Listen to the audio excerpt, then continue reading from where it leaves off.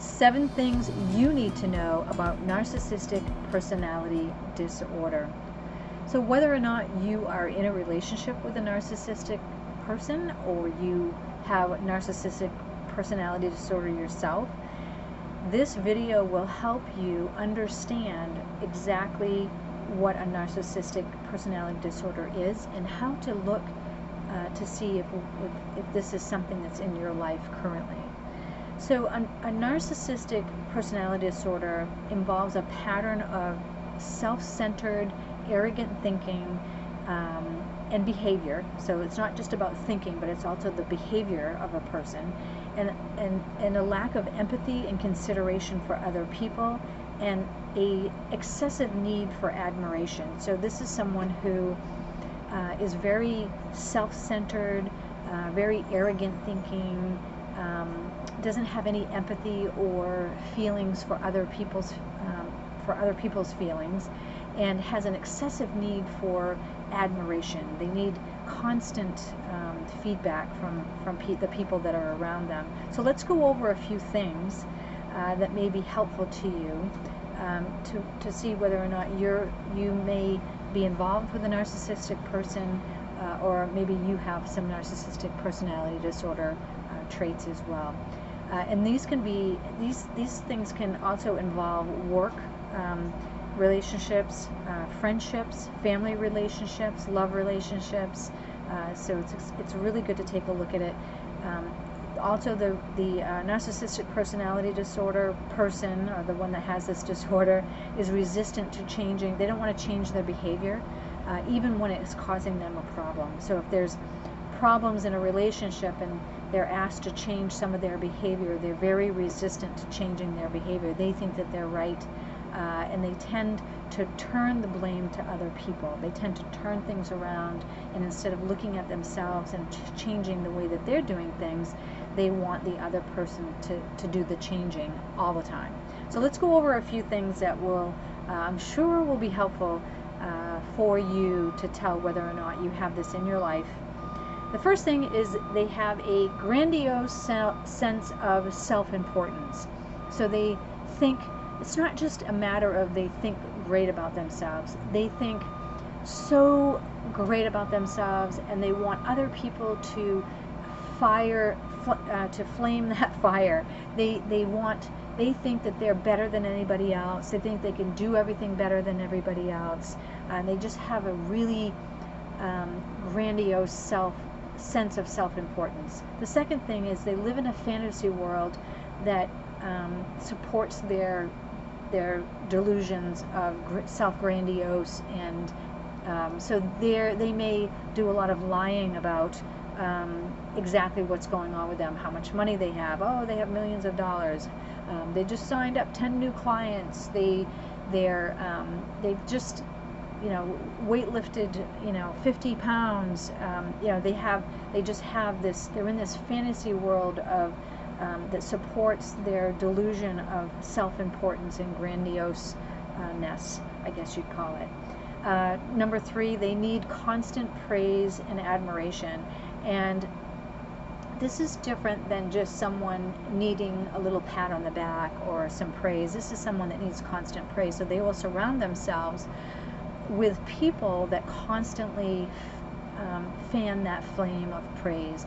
They have to have people around them that think that they're just the greatest thing since sliced bread. They have to have that constant praise, and they'll get rid of friends and family that don't do that. And especially if you're questioning their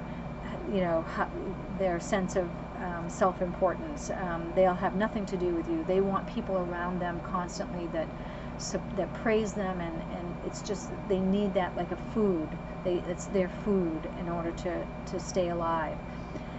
They have a huge or a large sense of self-entitlement. They think that they should be getting everything they want, even at the detriment of others. So it's different than someone setting big goals and reaching their goals. This is something that, for instance, if let's say they're in line at Starbucks, and they think that they should be next, even though there's an elderly lady in front of them, and they'll go in front or they'll puff up their chest, and you know, they think, wow, or somebody has, you know, they just think that they have a sense of entitlement. They should get everything that they want, not yourself. You know, they are number one, and they're always going to be number one, and they need to stay that way. They exploit others without shame or guilt. So this could be in a relationship or in a business dealings or something of that sort. They will use other people and not think a thing about it. They have no empathy and consideration for other people. It's always all about them. So you'll recognize this right away if you know someone like this, someone that just doesn't care about anybody else in their life. They care about what they're getting out of it. So that's another trait. They frequently bully or demean or belittle other people. So in order for them to stay in that high self-importance realm, they have to make others feel bad or look bad. So they're constantly putting people down or berating or bullying others. These are people that are not looking for a partner in a relationship. These are people that are looking for admirers. They're looking for obedient admirers that do what they tell them to do. They're not looking for a partner that wants to grow. So if you're in a relationship that you are seeing some of these things and you're not able to grow in your on your journey, and the person is keeping you from growing on your journey, then you might want to take another look at the narcissistic personality disorder. Maybe that person is a narcissistic, especially if they're bullying you or demeaning you or belittling you in order to make themselves look better.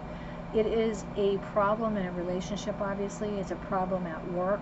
We can see it in different friendships, and a lot of people put up with it because they either think they have to, but I'm telling you, you will lose.